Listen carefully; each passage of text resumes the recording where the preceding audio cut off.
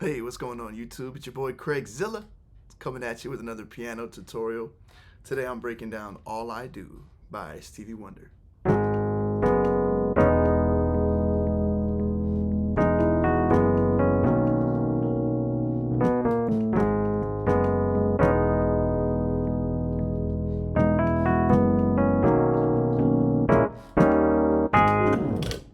Cool. So let's get into it. There's like three or four different parts. I mean, there's the intro, the verse, the chorus, and the change, right? So, but the intro, the verse, and the chorus are all super similar. So, I'll start off with the intro, and if you get this intro, you're 90% of the way there because like I said, the intro, verse, chorus, they all share the same chords. They just have little variations and stuff. So it starts with this, get this, A flat octaves, right? Kind of hard to believe, but when I make these tutorials, I try to really make sure I really listen carefully so I don't miss anything. And even if I think I already know the song, right, I listen to it and really do my homework and try and figure out, okay, what's exactly being played there, right? So when I really listened to it, all I was hearing was this, right? So I mean, the song's in the key of A minor or A flat minor.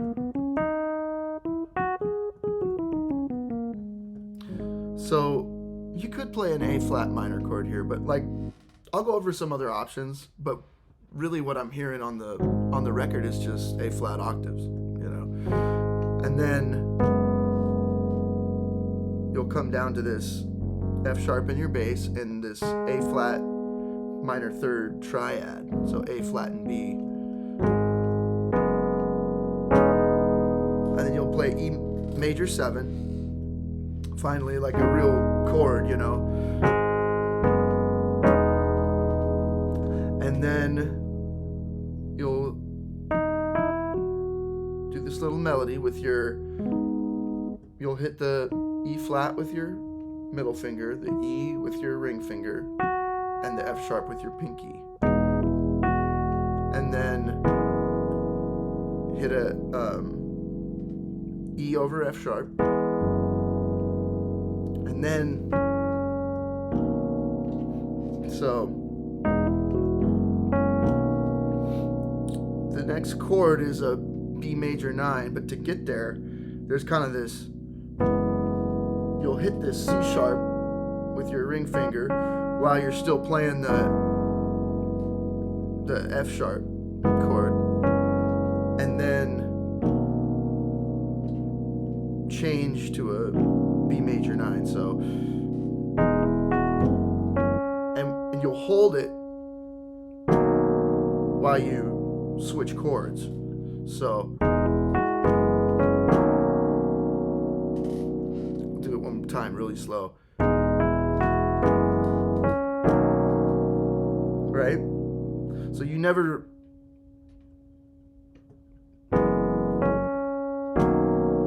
release it. Once you hit it with the F sharp, you're coming like that to the B major 9. So the whole thing all together. Oh wait, and then after that, you'll go hit a B flat, minor 7 flat 5, and an E flat 7. So it should sound like this.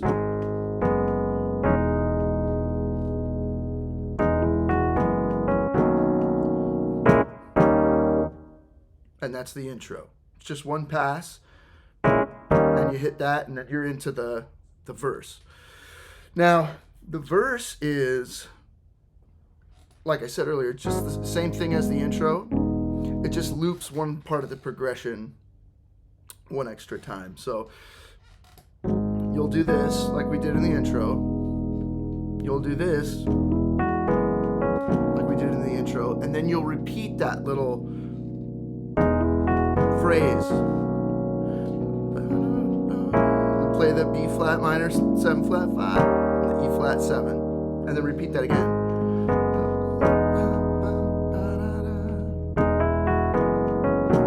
That part loops.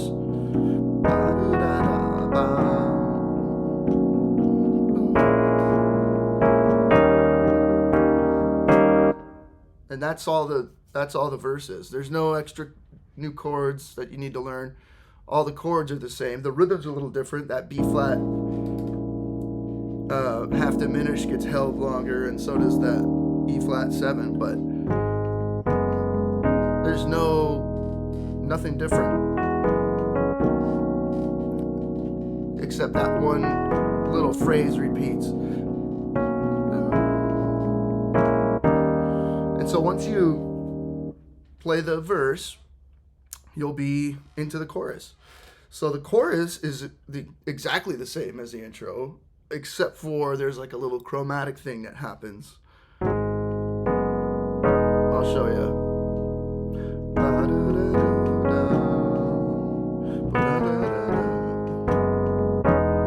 Right? But this part, it ends the same way that the intro does, with that, just like that. So what's going on there is that little chromatic thing. Once you get to the B major 9, you'll go down from B to A flat chromatically. And so if you want, you can hit this low B before you hit the high one, just really quick. So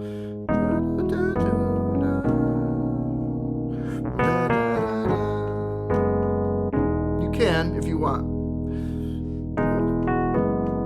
and it just does that chromatic thing on the first pass, and then on the second pass it hits this from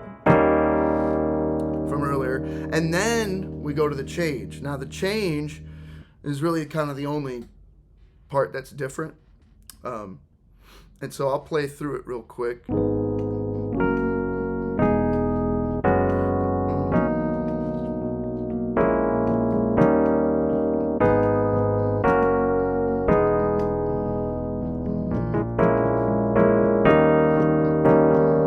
then you'll go back into the verse. So the form of the song, well, let me break down those chords real quick. So it starts with the A flat minor chord, F sharp major, E major 7. Basically, I consider this to be like a F sharp sus chord, right? The screen is a little confusing. A flat minor 7 4 over F sharp. That's not really what I'm thinking about. I'm playing the 2, the 4 of F sharp, right? A flat's the 2, B's the 4, C sharp's the 5, and then F sharp's the root. So I'm thinking of it as like a sus 2, sus 4 kind of thing.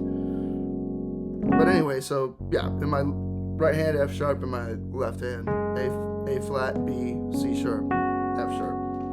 And that brings you to this B major 7. And then you'll do the B flat half diminished to the E flat 7. And then repeat that A flat minor, F sharp major, E major 7, and then you stay on that chord and just go directly to the B flat half diminished to the E flat 7. So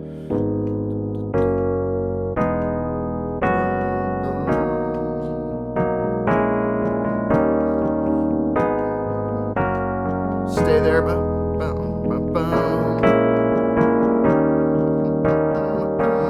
and that would take you back into the verse. Now, the form of the song, it goes intro, verse, chorus, change, verse, chorus, change, verse, chorus, chorus, chorus. The chorus just repeats to the end of the song. And then there's like a little breakdown in there where I think it's just the bass for a couple passes. And then chorus, chorus to the end. So when that chorus repeats, you'll just do the chromatic move, right? You won't do it'll just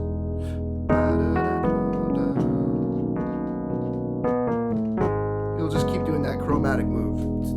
The little, that doesn't happen when you're looping the chorus. That's just to get you into the change during the first part of the song. So there's that, and then there's a little part where it's like thinking baby about you, baby. Boom, boom. It does that. No chords.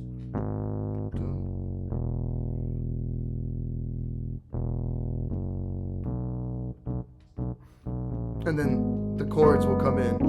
You know, it does. I just wanted to mention that. Yeah, there's like a little breakdown where just the bass or whatever for a second.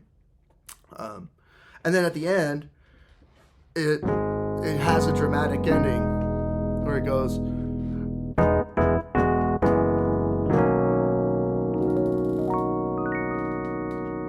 Right? It actually ends. It doesn't just fade out. And so that's it. That's all the different parts of the song. So that would get you through the gig right there. I mean, that's all you really need to know. But I did notice some cool little stuff when I was learning this song. Like I said earlier, I like to really listen to it and do my homework, and sometimes I hear stuff that I'm like, oh, what? Like I said, like earlier, that A flat octave. Let me real quick give you some options for that, because there is a couple points in the song where it goes, it comes up there, you know, you'll play like an A flat minor over F sharp, and this E major 7, but then it comes down and does that regular part of the progression. Now this would be in the second and third verses is when it happens, and the reason is that there's this kind of weird little chord thing that happens there, and I'll kind of break that down later. But I guess before we get to that, I want to give you some options for what you can do if that doesn't really sound full enough for you, which depends on, you know, what your arrangement is, because it is kind of weird. It's just octaves, right? That honestly surprised me. I was like, what? Stevie Wonder just playing octaves? That's crazy. But really, I couldn't hear this in there. I couldn't hear that in there. So if you wanted to, you could do like I just said, play it up here and do chords, and then come down for that part. But you could also, if you wanted to, just play like a flat minor chord and walk the bass down, and then, you know, that works too, especially like over the verse.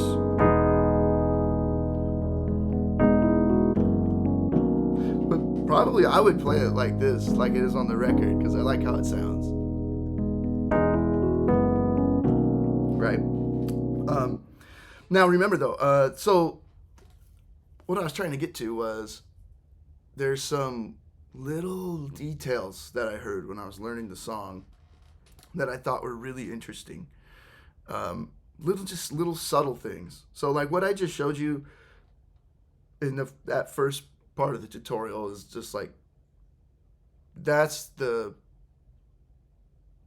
like basic kind of like chord structure. And that'll, like I said, get you through the gig. If you're playing with a band, that's cool. I was going to break down some interesting little stuff that I heard that deviates from that a little bit, like special little like things. So like the first and second change, there's the way that it ends is a little different. So and even this right here, you could do that move over the E flat the first time, and then the second time Now watch this. It does this. It does this chord. It's E7 with a flat 5. I was hearing, and then it does this little lick. So, and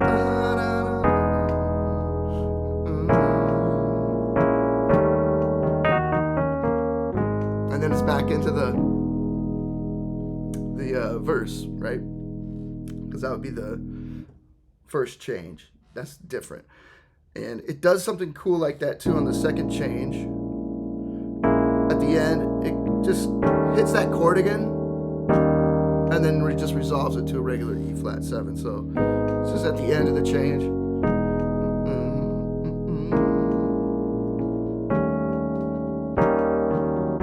And then you're into the third verse, right? So those are like some cool little things I noticed on the change section. Now, on the verses, there's a couple little things I noticed too that I thought were interesting. So that first verse is played just like I showed you earlier in the tutorial. Nothing fancy going on. But that second verse, after you get to this, when you get to the B major 9, do it again.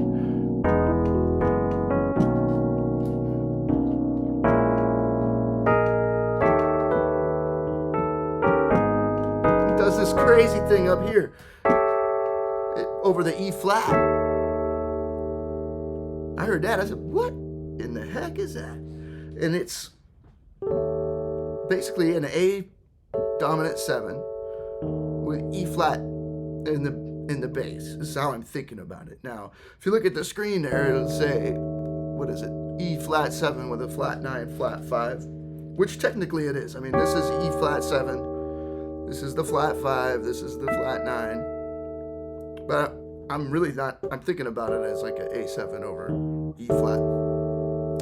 And then, so even to get there, you know, when you'll hit this, when you hit the B flat half diminished, 1, 2, you'll hit this E flat, B flat, A flat up here, A flat, B flat, E flat.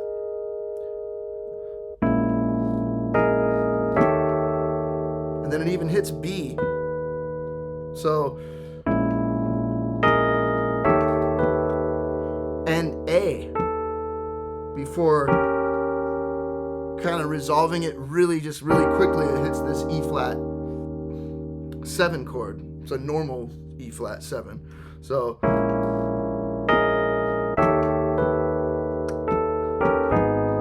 and then you're playing this A flat minor up here. Remember earlier I said in the second and third verses it does come up here. It's not doing the octaves. And that's only in the second half of the verse, because after that you do that move, you know,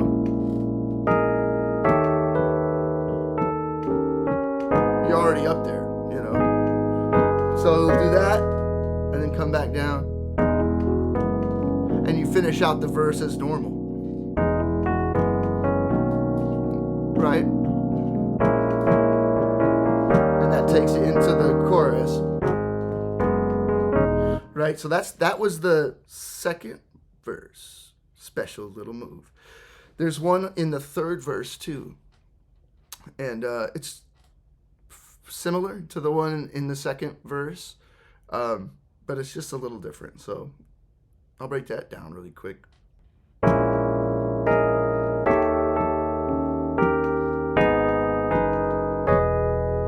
So the only difference here on that one is that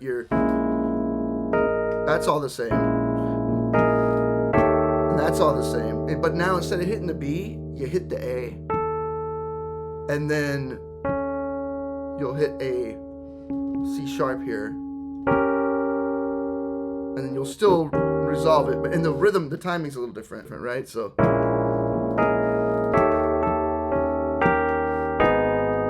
real slow.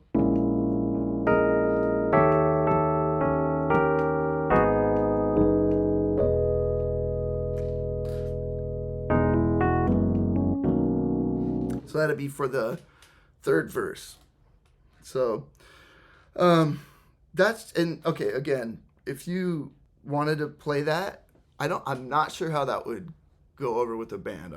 I've never done it. I just learned it. I've played this song with a band before. I've never done that, right? So, I mean, it might sound good with a band. I don't know, but it might clash if everybody's not playing the same chord there. I don't know, but I figured I should include it. I might not do that if I was playing it in a band, just because it might throw people off, or I don't know. But I wanted to share those little things that I found with you guys because, I heard them. And of course, once I heard them, I was like, oh, what is that? What is that? I got to learn that. I want to learn it. So I learned it. So I'm like, well, okay, I might as well throw it in at the end of the tutorial. But let me know what you guys think in the comments. Am I getting too detailed with these? Or is that cool? Is that some stuff you guys want to learn? Should I include it? And should I make a separate video to break those extra little parts down? Let me know. Let me know what you think in the comments. But yeah, so that's all I have for this song. Hopefully that helped you out. If so, please like, subscribe, and if you have any questions, comments, concerns, suggestions, or requests, hit the comment section. Let me know what you're thinking, and that's all for this one. So until next time.